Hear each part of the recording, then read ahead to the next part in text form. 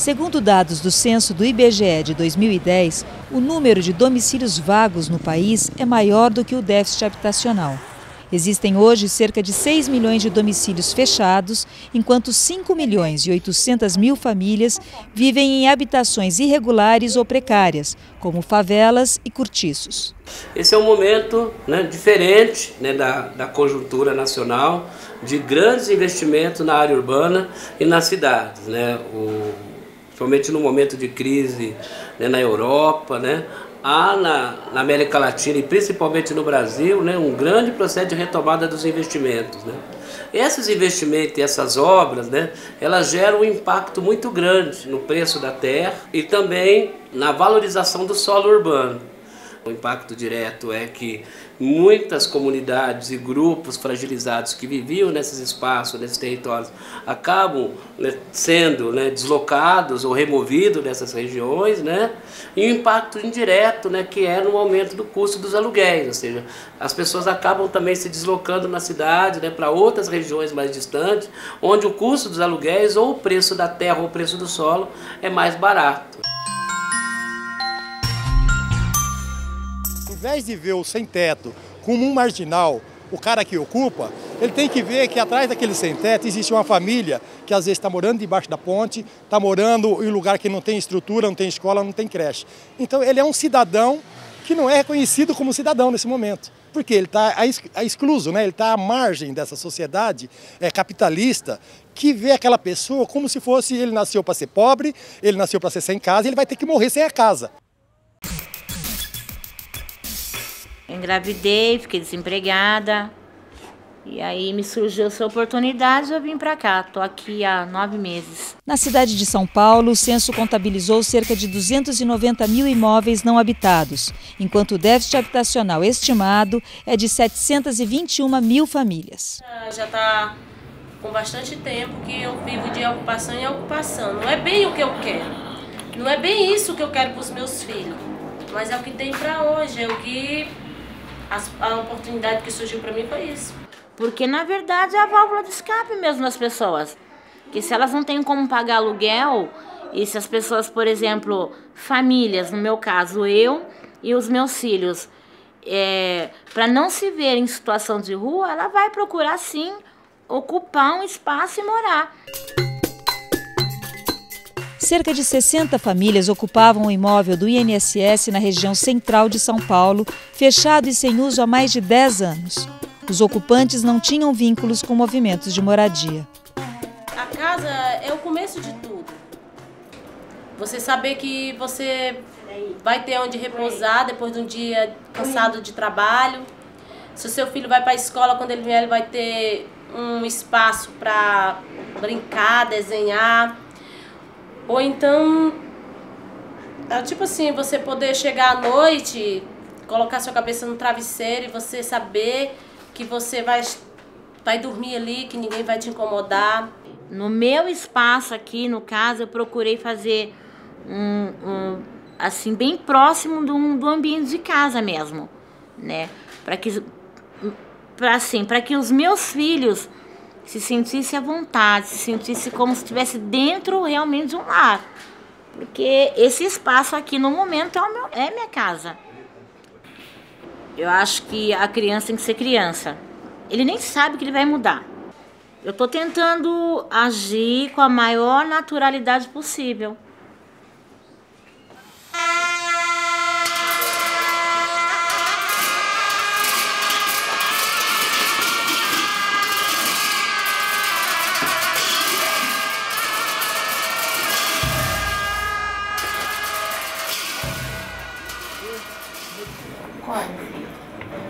Tá vendo? Tira.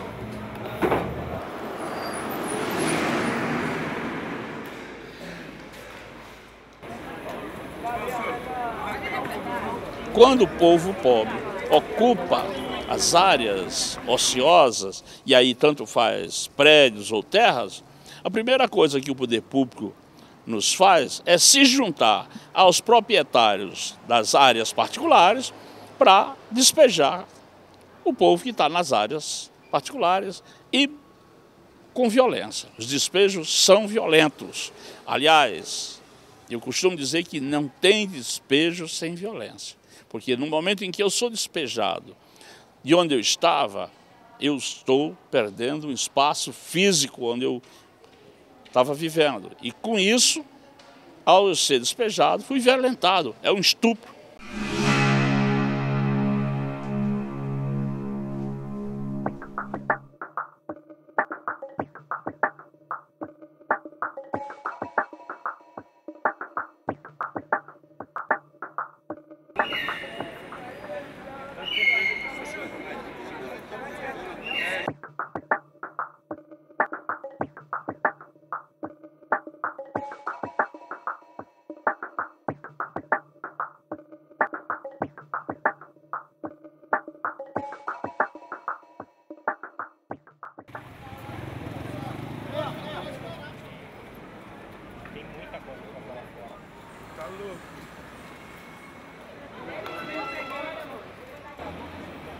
Só para dar um recado para vocês, que a PM está aqui para apoiar a execução judicial, que é a reintegração, que é a desocupação do prédio.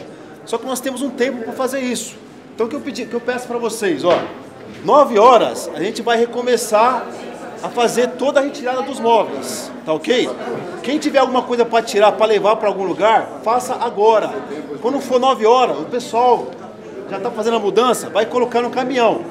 Quem não tiver lugar para levar as coisas de vocês vai ser levada para um depósito judicial.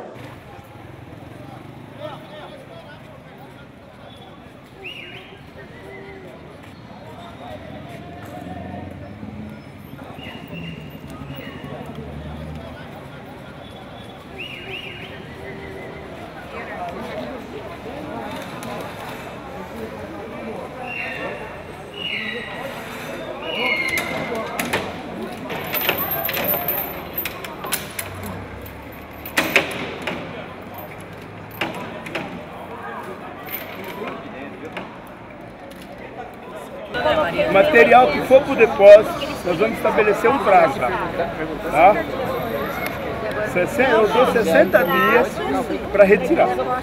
Se não retirar isso daqui, aí nós vamos notificar o juiz que o prazo é 60 dias. Se não tirar, aí o juiz autoriza que seja doado, a gente não pode ficar guardando direto lá dentro do material de estrago. E aonde tiver um, é fechando um e a gente abrindo o outro. Enquanto não resolver o problema da gente, a situação da gente, a gente não quer ser invasor.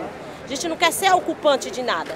Só que a gente também quer que veja os direitos da gente que não está vendo. Estão tratando a gente aí como cachorro. Eles estão simplesmente querendo se ver livre de uma bagagem. Não. Pode se impedir a via pública. Se vocês quiserem, vão retirar o material de vocês do depósito. Pode decidir, tá bom?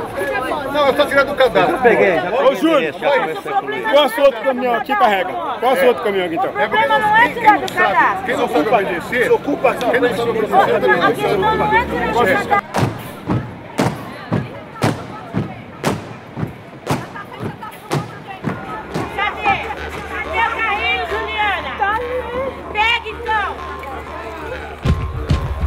A polícia, ela cada vez mais, ela tem que estar preparada para lidar com esse tipo de situação. Porque nós não podemos dizer para uma família, para um morador em situação de rua, que a maioria aqui tem muita gente que estava na rua mesmo.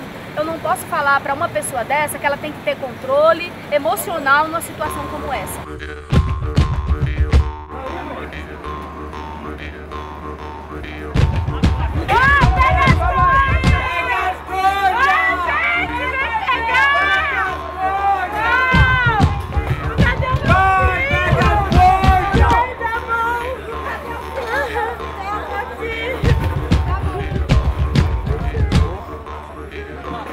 Vai. Moça, aqui!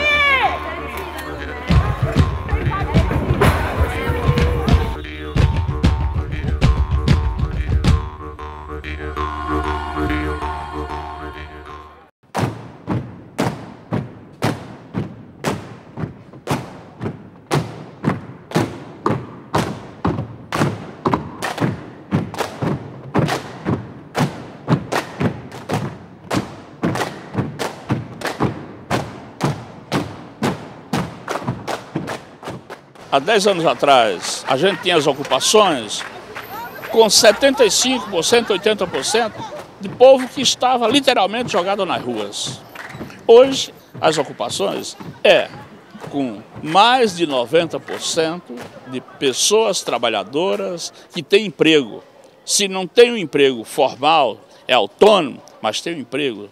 Hoje, no nosso meio, a gente tem médicos, a gente tem dentista, tem assistente social, né? Não é assim, essa classificação que a mídia tem, né? Que a sociedade em geral tem, que ocupantes, pessoas que fazem parte de movimento, é desempregado, é vagabundo, é ocioso. Nós estamos aqui para ter direitos iguais, então nós vamos sim estar organizando a luta e priorizando principalmente o sem-teto. Aquele companheiro, aquela companheira, chefe de família, que às vezes não tem dinheiro para pagar um aluguel, não tem dinheiro para levar um bom alimento para a família, mas é obrigado a sacrificar isso. Enquanto existem terras aí, existem prédios vazios e essas pessoas sem moradia. Então o sem-teto é um super cidadão. Vai. Aê, aê!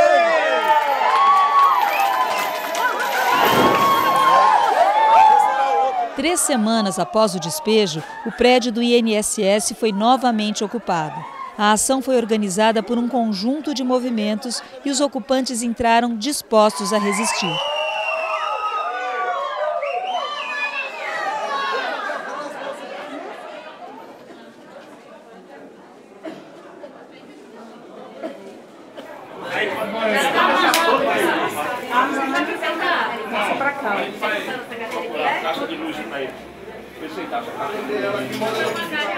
Esse prédio aqui é do INSS, é um prédio que não está cumprindo a função social da propriedade e por isso nós ocupamos. A minha emoção é muito grande pela primeira vez na luta!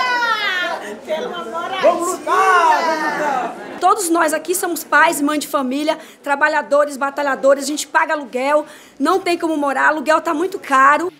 A gente não tem outra opção a não ser ficar fazendo ocupação para ver se chama a atenção deles para ele olhar para a classe média baixa. Nós queremos que quando amanheça o dia e o INSS nos chame para conversar, nós temos que dizer para eles, nós temos família lá dentro. Nós temos trabalhadores e trabalhadoras que inclusive podem estar faltando ao trabalho nesse momento para poder estar dentro de uma ocupação.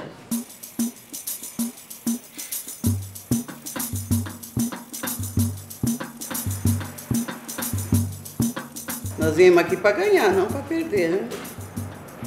Nosso objetivo aqui é só moradia, que a gente não tem. O senhor é de onde? Do INSS.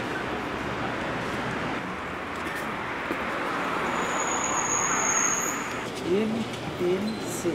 Quem que é o líder aí hoje? Hã? Quem que é o líder? A necessidade do povo.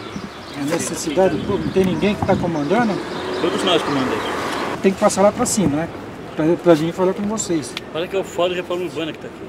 Reforma, Quem está falando da Reforma Urbana que vai ter uma reunião amanhã em Brasília. Vai ter uma reunião amanhã em Brasília. Estamos aqui por causa disso. Tá legal. Eu converso com ele. Isso vai me dar encrenca. Vai dar encrenca? Ó, vamos esperar eles resolver com Brasília.